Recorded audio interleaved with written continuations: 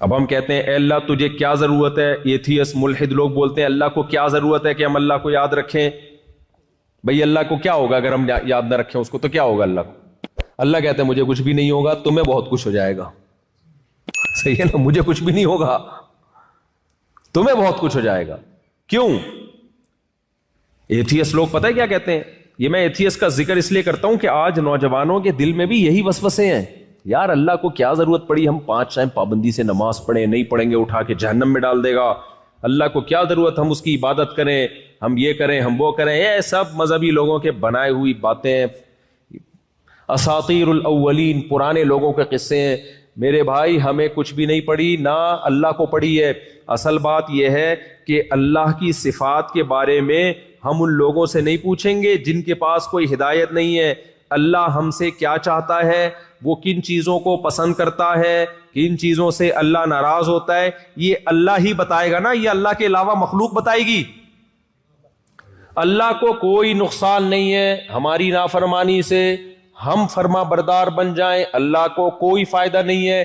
لیکن اللہ اپنی صفات بتاتا ہے کہ لا یرضی لعبادہ الکفر.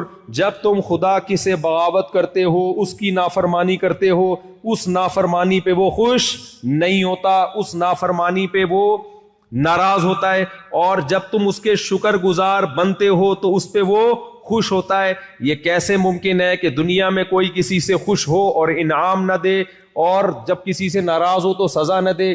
دنیا میں بھی لوگ جب ناراض ہوتے ہیں تو سزا دیتے ہیں، خوش ہوتے ہیں تو جزا دیتے ہیں. اللہ کہتے ہیں میری یہ صفت ہے کہ میں جب کسی سے خوش ہوتا ہوں تو اس کو جنت کی صورت میں بدلہ دیتا ہوں، جب میں کسی سے ناراض ہوتا ہوں جہنم کی صورت میں سزا دیتا ہوں. اب ہم کہیں یہ کیا بات ہوئی بھائی، یہ ہمیں اللہ کے بارے میں کس نے بتایا؟ تو بھائی جو جس کی صفت ہوتی ہے، کون کس چیز کو پسند اور ناپسند کرتا ہے، یہ وہ خود بتاتا ہے یا آپ فیصلہ کرتے ہو؟ آپ نے میری دعوت کی، فرض کرو آپ نے کیا کر لی، میری دعوت کی، فرض کرو. اب آپ کہہ رہے ہو بھائی مفتی صاحب کو پیزا پسند ہے، مفتی صاحب کو برگر پسند ہے، مفتی صاحب کو گاجر کا حلوہ پسند ہے. کوئی عقل مند وہاں بیٹھا ہوگا بولے گا بابے یہ مفتی صاحب سے پوچھا جائے گا کہ ان کو کیا پسند ہے، تو خود سے کیوں فیصلہ کر رہا ہے؟ دیکھو ایک مولوی صاحب بیمار تھے، لیٹے ہوئے تھے، آنکھیں بند تھیں، ایسا لگ رہا تھا کہ آخری سانسیں چل رہی ہیں. اب لوگ مشورہ کر رہے ہیں بھائی مولوی صاحب کو کوئی طاقت کی غذا کھلاؤ، ٹھیک ہے نا، مشورہ چل رہا ہے. ایک نے کہا بھائی مولوی صاحب کو کدو کا شربت پلاؤ، ایک نے کہا مولوی صاحب کو یہ پلاؤ، ایک نے کہا مولوی صاحب کو یہ کھلاؤ، ایک نے کہا مولوی صاحب کو گاجر کا حلوہ کھلاؤ. مولوی صاحب کی آنکھ ایک دم یوں کر کے تھوڑی سی کھلی، ٹھیک ہے، پھر بند ہو گئی. پھر ایک نے کہا جی مولوی صاحب کو قیمہ کھلاؤ.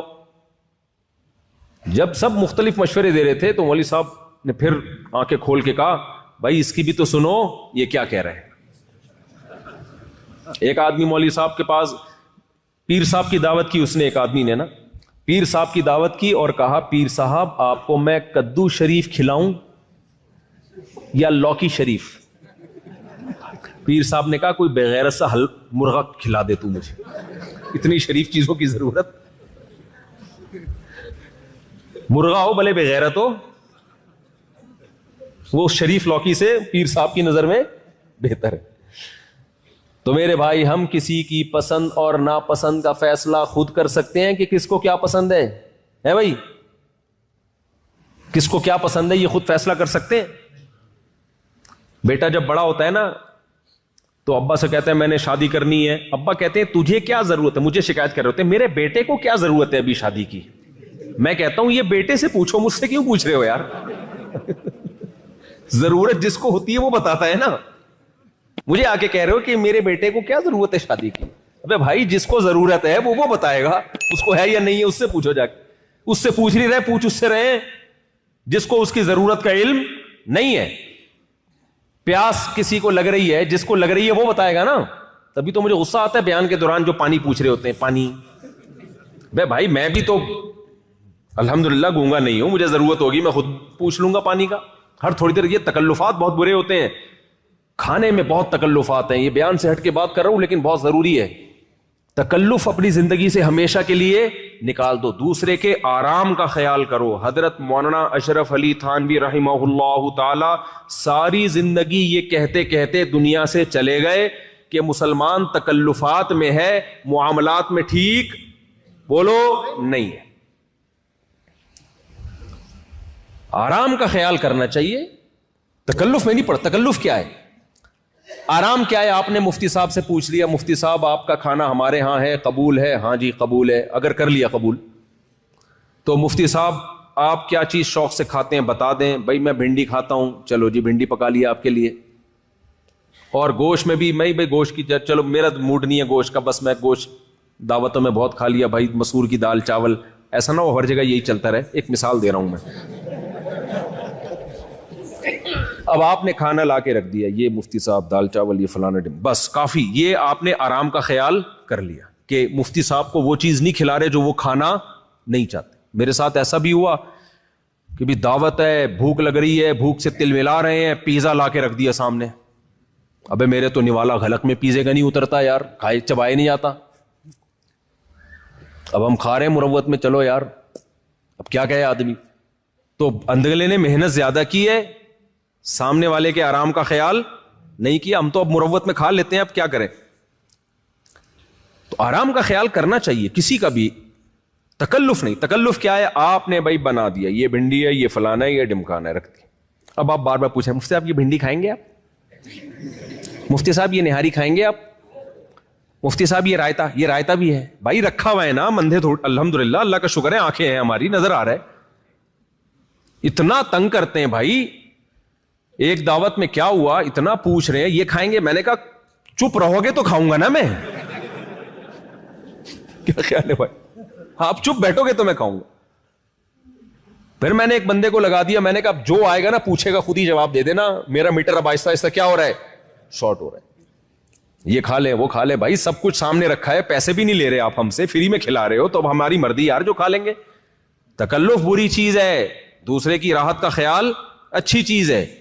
حضرت مولانا اشرف علی تھانوی نے فرمایا جب مہمان گھر میں آئے، بیٹھتے ہی بلکہ بیٹھنے سے پہلے سب سے پہلے اس کو واش روم کا بتاؤ. بعض دفعہ مہمان میں شرم ہوتی ہے، بہت زور کا آیا ہوا ہوتا ہے، بتا نہیں رہا ہوتا. وہ کہتا ہے میزبان کیا کہے گا کہ یار آتے ہی کہاں گھس گئے بیت الخلا میں، اس کو شرم آ رہی ہوتی ہے.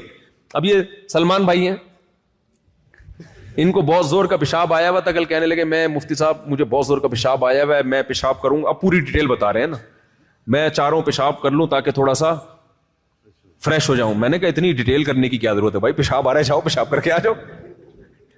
انسان کو خود بخود ایک شرم سی آتی ہے بتاتے ہوئے کہ میں نے کہاں جانا ہے، واش روم. یہ انسان کی نیچر ہے، لہذا وہ پوری ڈیٹیل پورا نا حاشیہ چڑھا دیا انہوں نے کہ ایکچولی وہ اس لیے میں جا رہا ہوں کہ تھوڑا فریش ہونا چاہتا ہوں. بھائی تو جا یار، اس میں اتنی ڈیٹیل میں جانے، یہ نیچرل ہے. نہیں آ رہا تو ٹینشن کی بات ہے، پھر ڈاکٹر سے رابطہ کرنے کہ آ ہی نہیں رہا، آ رہا ہے یہ تو بالکل ٹھیک ہے. تو آداب معاشرت، یہ حضرت حکیم الامہ کی کتاب پڑھیں. آج یہ آداب غیر مسلم قوموں میں آ گئے ہیں، انگریزوں میں نظر آ رہی ہیں یہ چیزیں، ہمیں جاپانیوں میں نظر آ رہی ہیں، مسلمانوں میں شارٹ ہوتی جا رہی ہے. تو انہوں نے فرمایا کہ جب کوئی مہمان گھر میں آئے سب سے پہلے یہ واش روم ہے بھائی، اس کو خود ہی لے جاؤ کان پکڑ کے. خیر اتنا نہیں کرو، اس کو بس بتا دو کہ یہ. تو کہاں سے کہاں بات چلی گئی، میں کیا کہہ رہا تھا، بات کہاں سے کہاں نکل گئی. ہاں تو میں یہ عرض کر رہا تھا میرے بھائی، اللہ اپنا انٹروڈکشن، اپنا تعارف کیوں کرواتا ہے؟ اللہ کو